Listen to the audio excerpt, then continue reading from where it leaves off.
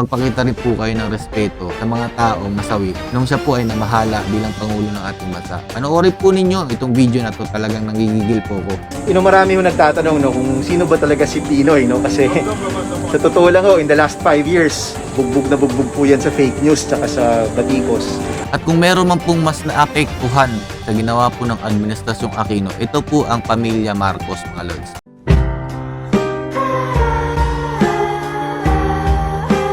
Yo, what's up mga lods? It's Megan Peps TV. Welcome back po sa YouTube channel.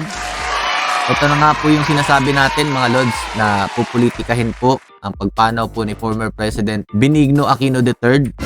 Itong mga utak talangkang Trillanes at saka po ni Bam Aquino. Pasensya na, ayoko po sanang gawin to, pero sobrang napipilitan po ako kapag nakikita ko po yung mga videong palabas po nila sa newsfeed po ng social media at saka mga interview po nila sa mga mainstream media.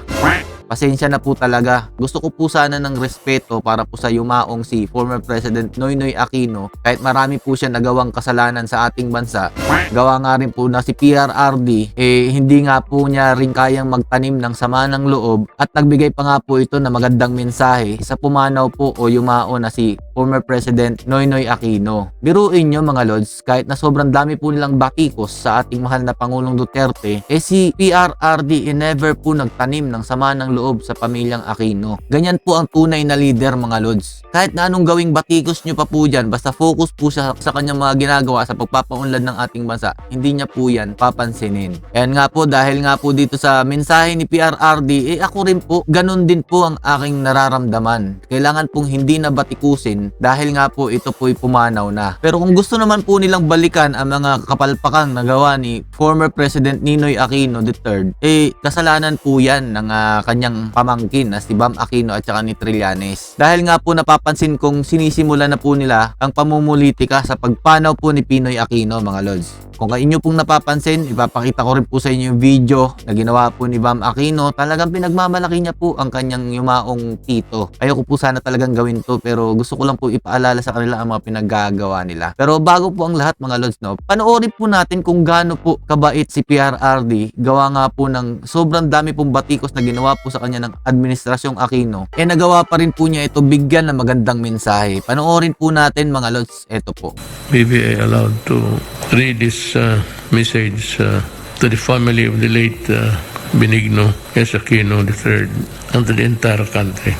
It is with profound sadness that I learned of the passing of the former President Benigno S. Aquino III this morning. We thank the former President for his service to our country. I hope that my fellow Filipinos will be inspired by his legacy. I offer my heartfelt condolences to the Aquino family. Be assured of the government's assistance in this period of mourning. And above all, please accept the love and the prayers of a grateful nation. Before we proceed to take a moment of silence to honor the memory and pray for the eternal repose of the soul of President Benigno Simeon Aquino III. May he rest in peace. Yan po, di ba mga lods? Palakpakan po natin si PRRD. Kahit po sobrang dami pong batikos na ginawa po ng kanilang partido o itong mga oposisyon na ito, hindi po siya nagtanim ng sama ng loob. At kung meron man pong mas naapektuhan sa ginawa po ng Administrasyong Aquino, ito po ang pamilya Marcos mga lods. Pero si former Senator Bongbong Marcos nagbigay din po ng respeto sa pumanaw na si Benigno Simeon Noynoy Aquino III. Sabi po niya dito, the nation mourns together with the Aquino family at the passing of President Noynoy Aquino. May he rest in peace. Kung maaalala niyo po mga lods, sobrang laki po ng kasalanan na gawa ng mga Aquino sa pamilya po nila former Senator Bongbong Marcos at saka ni Senator Amy Marcos. Pero sa kabila ng lahat mga lods, hindi po nagtanim ng sama ng loob si former Senator Bongbong Marcos. Palakpakan po natin.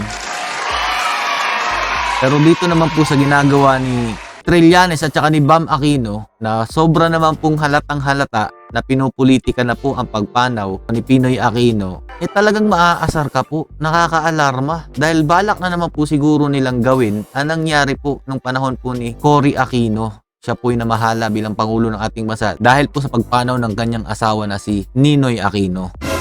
Ngayon naman po, dahil po sa pagpanaw po ni Cory Aquino, naging pangulo naman po ng bansa natin si Noynoy Aquino. At balak po yata nito ni Trillanes na siya po ang sumunod na pangulo dahil sa pakikiramay po niya o sa pagbibigay po niya ng mga magagandang mensahe sa yumaong si Pinoy Aquino III. Sabi po niya dito mga lods, si President Aquino ay talagang he served our country well. Honestly, sincerely, to the best he could. Ang nakakasama ng loob lang is may mga masasamang elemento sa ating politika na pilit ginigiba ang kanyang legacy, mga ginawa. Sabi po yan ni Antonio Trillanes kahapon. Halatang halata po, no? Biglang nagsusulputan yung mga gantong klase mga mensahe. Na klarong-klaro naman po sa mensahe ni PRRD na pinupuri po niya mga ginawa po ni former President Noynoy Aquino. Ito pa po, meron pa po siyang post dito. This is the man who gave us freedom. Maraming salamat, my President, until we meet again. Tagal naman yan. Hindi ba pwedeng bukas na yan, Trillanes? Gusto ko sanang ipaalala yung mga nangyari na hindi maganda. Kaya lang po, baka sabihan na naman po tayo na wala po tayong respeto sa pumanaw na former president. Tapos ito naman po si Bam Aquino. Talaga naman pong halatang halata na pinopolitika na po nila ang pagpanaw po ng kanyang tito. Pasensya na, Bam Aquino Pero sobrang naiinis po ako dito sa mensahe ninyo no? Sikat na sikat po siya nung time po na kanyang presidente. Pero sana po maalala nyo rin po yung mga mas marami pong kapalpakan na nangyari po. Nung siya po ay namamahala kasama na po dyan si Marojas. Pasensya na po Alam ko hindi po itong araw na dapat kayong supalpalin pero dapat ngayon pa lang maalala nyo rin ang mga ginawa pong kapalpakan ng Administrasyong Aquino. Wag nyo pong popolitikahin ang pagpanaw po ng inyong tito. Kasi kung ayaw nyo po siyang masabihan ng hindi maganda, dapat po magpakita rin po kayo ng respeto sa mga taong nasawi nung siya po ay namahala bilang Pangulo ng ating bansa. Panoorin po ninyo itong video na to, talagang nanggigigil po ko. Eto na po. Opo. Well, marami mo nagtatanong kung sino ba talaga si Pinoy, kasi sa totoo lang in the last 5 years, bugbog na bugbog po yan sa fake news tsaka sa batikos. Ano daw po? Marami daw pong nagtatanong. In the past 5 years, bugbog na daw po siya sa fake news at saka sa batikos. Grabe ka naman, Bam. Hindi mo man lang pinaabot ng 40 days bago po kayo nagagaganyan. Kung meron man pong hindi marirespeto dito, kakagawan nyo po yan. Dahil po sa mga pinagsasabi nyo. Marami pong galit sa pamilya po nyo dahil sa mga ginawang kapalpakan. Eto po, panoorin pa po natin. Pero sabi ko, kung gusto nyo po talagang makilala siya, yung tatlong nasabi ho niya na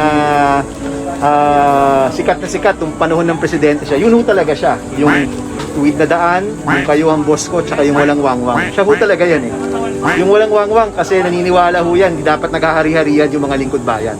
Dapat to simple lang, tsaka nandito talaga na nagsisilbi. Hindi yung taong bayan yung nagsisilbi sa mga pinuno, dapat yung mga pinuno yung nagsisilbi sa taong bayan. Kaya ho niya nasabi yung kayo ang boss ko. At yun si Pinoy, yan ho talaga yung nasa puso niya. Yun talaga yung paniniwala niya. Yun talaga siya. So that's him. Siya talaga ho yun. Siya po talaga yun. Siya po talaga yung naging dahilan ng pagkasawi po ng SAF 44. Mga bata po na naturukan ng Dengbaksya. At saka yung mga taong humihingi ng tulong sa panahon po ng Yolanda, siya po yun. Yan lang po yan lang po sinabi ko. Ayoko po talaga magsalita ng hindi maganda. Pero wag naman po sana niyong politikahin. Pagpaabutin niyo pa po muna ng 40 days siguro. Pasensya na po sa pamilya Aquino pero kayo po ang nagdudulot kung ba't po hindi po malubayan ng mga kagaya ko pong vlogger na hindi po marespeto ang oras po ng kanyang pagpanaw. Dahil din po sa ginagawa ni Trillanes at saka ni Bam Aquino, talagang hindi po namin mapigilan na hindi magsalita. Diba po? Sinong hindi magigigil dito? Gusto niya pa pong pakita sa taong bayan na talagang napakabuti po niya na naging pangulo ng ating bansa. Kung kayo po ang nasa sitwasyon ng mga taong nabanggit ko kanina sa SAF 44, Dengbaksya, Yolanda, PhilHealth, etc., lahat po ng mga kapalpakan, talagang nakakagalit naman po. Kaya po please, kung gusto niyo pong marespeto at maging mapayapa ang pagpanaw ng inyong tito o ng inyong kaalyado, kayo na po mag-umpisa magbigay respeto sa kanya. Huwag nyo na pong politikahin. Swerte nyo nga dahil nung ginawa nyo po sa pamilya Marcos, ang panggugulo kahit na po siya ay pumanaw na si former President Ferdinand Marcos, hindi nyo po naranasan yung panggugulo na ginawa po ninyo sa panahon po nung si former President Ferdinand Marcos namatay. Swerte pa rin po kayo dahil sa administrasyon pong ito, hindi po umiral ang galit. Pinapaubaya na po sa itaas lahat ng mga ginawa niyang kasalanan. Kaya po please, sa inyo na po dapat nagsisimula ang respeto para po hindi na mabatikos ang yumao ninyong Tito, Mama Aquino at saka Trillanes. Sa tingin ko lang dito talagang gagawin uli nila ang nangyari noong nakaraang eleksyon. Gagamitin po ang isang yumao para pumalok-lok sila sa pwesto. At yan po ang hindi natin hahayaan. At sigurado naman po, hindi na po mauulit yun dahil tayo'y mulat na po sa katotohanan. Siguradong hindi pa rin po ninyo maibabalik ang pwestong nawala sa inyo dahil gising na po ang taong bayan. And po mga lods, hanggang dito na lang po itong video na to. Kung nagustuhan nyo man po, please click the subscribe button. Click nyo na rin po notification bell para lagi kayong update sa mga video kong ina-upload. And pakishare po para naman po maging aware ang mga hindi pa rin po nagigising sa mga ginagawang technique po nila. Hanggang ngayon po ginagamit pa rin po nila. Gising na po tayo mga lods para sa tunay na pagbabago. Maraming salamat po sa mga nagla-like, nag-share, nagko-comment ng mga video yung ginagawa ko at lalong-lalo na po sa mga OFW natin dyan mga lodi. Mabuhay po kayo. Ito po si Peps TV, lagi sa inyo nagsasabi ng stay safe and God bless you all. Peace mga lods. RIP former President Noynoy Aquino III.